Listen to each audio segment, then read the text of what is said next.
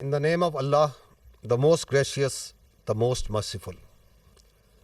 Today we shall apprise you with the conduct and conclusion of Pakistan Armed Forces Operation Bunyanun Marsoos against Indian military dastardly attacks that began on night of 6th and 7th May 2025, resulting in the loss of innocent civilian lives that included women, children and elderly. Pakistan had vowed justice and retribution for reprehensible Indian military aggression and brutal killings of our citizens. Alhamdulillah, Pakistan Armed Forces have delivered the promise made to our people.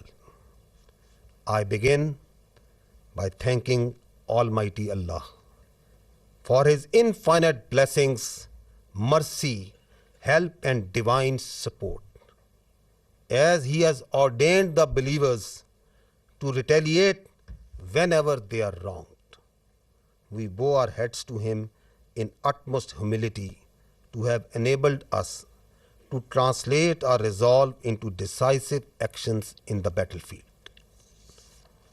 Our hearts and sympathies are with the wards and families of the Shuhada who sacrificed their lives for the beloved country, and our prayers are for the quick recovery of our injured countrymen.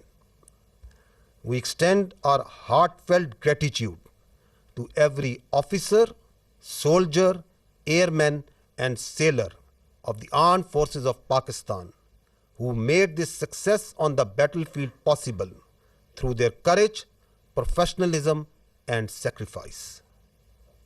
The Armed Forces of Pakistan express their profound appreciation and gratitude to the brave Pakistani nation whose moral strength, resolve and above all wholehearted support and prayers remained unwaveringly with us during these testing times, which became a force multiplier for the Armed Forces of Pakistan.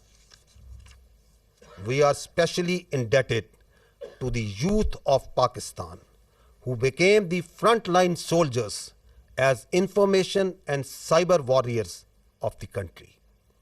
Profound thanks are also due to you, the vibrant media of Pakistan, who also stood like Bunyanun Marsoos, a steel wall against the Indian media information blitz and fuming as well as warmongering done by the Indian media. We are extremely grateful to the political leadership of all political parties without any distinction for the unified resolve in support of their armed forces for the defense of our motherland. The armed forces are specifically grateful to the inspiring leadership of the Prime Minister of Pakistan and his cabinet ministers for taking destiny-changing decisions of the country and steering it through this critical situation. Let me share now the operational details of Operation Bunyanun Marsoos. Ladies and gentlemen, Pakistan's response was a textbook demonstration of integrated tri-services jointness enabled by real-time situational awareness, network-centric warfare capabilities, and seamless multi-domain operations. This synergy across air, land, sea, and cyber domains allowed for precision engagements, overwhelming lethality, and rapid tempo. All platforms operated in synergy, delivering coordinated effects at carefully selected decisive points. Using precision-guided long-range Fateh series missiles F-1 and F-2 of Pakistan Army, precision munitions of Pakistan Air Force, highly capable long-range loitering killer munitions, and precision long-range artillery. 26 military targets as well as facilities that were used to target Pakistani citizens and those enterprises that were responsible for fomenting terrorism in Pakistan were engaged in Indian illegally occupied Jammu and Kashmir and also mainland India. The targets included Air Force and aviation bases at Suratgarh, Sirsa, Bhuj, Nalia, Adampur, Bhatinda, Barnala, Halwara, Avantipura, Srinagar, Jammu, Udhampur, Mamoon, Ambala and Pathankot, which all sustained major damages. BrahMos tourist facilities at Beas and Nagrota were also destroyed, which had fired missiles on Pakistan, killing innocent civilians, our flower-like children, our ladies and our elderly. S-400 battery system at Adampur and Bhuj was also attacked by our proud Pakistan Air Force. Military logistic and support sites which helped sustain this unlawful operation against innocent Pakistani civilians, like Field Supply Depot at Uri and Radar Station at Poonch, were also targeted. Military command headquarters, which helped plan the operational killing of our innocent citizens, especially the children, including 10th Brigade and 80 Brigade at KG Top and Nushaira, were also destroyed. Facilities which harbor, train and capacitate proxy elements that perpetrate terrorist attacks inside Pakistan, which kill innocent civilians, were specifically identified and destroyed. These include Intelligence Fusion Support Units and its forward field elements at Rajouri and Nowshera.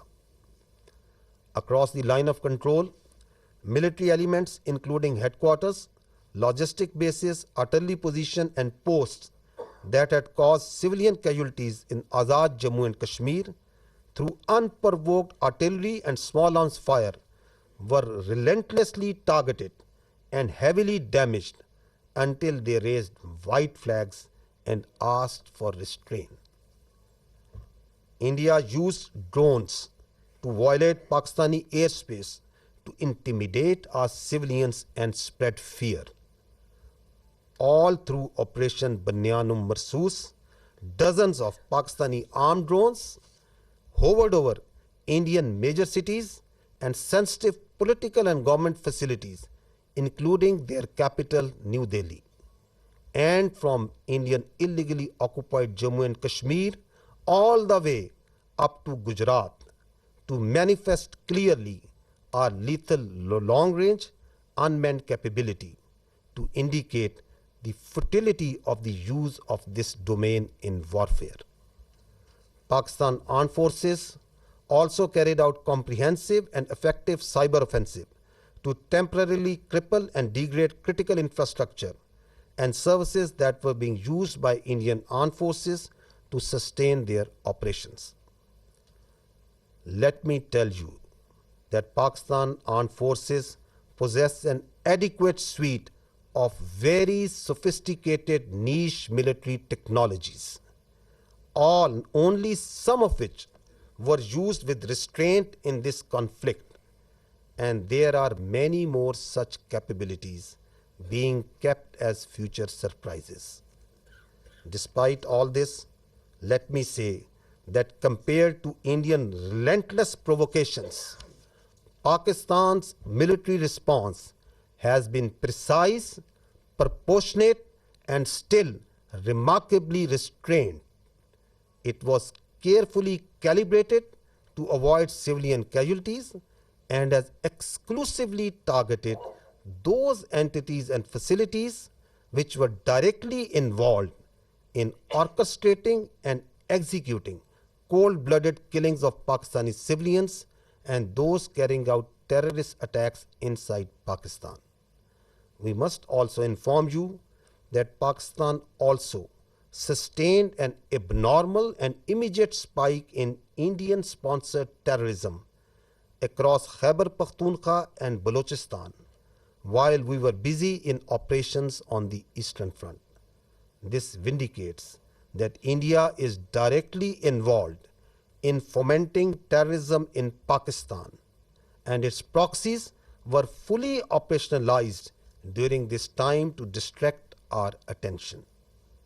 Pakistan armed forces are resilient, and simultaneously with the conduct of Operation Bunyanun Marsoos, we carried out most effective counter-terrorism operations in the western region without any pause.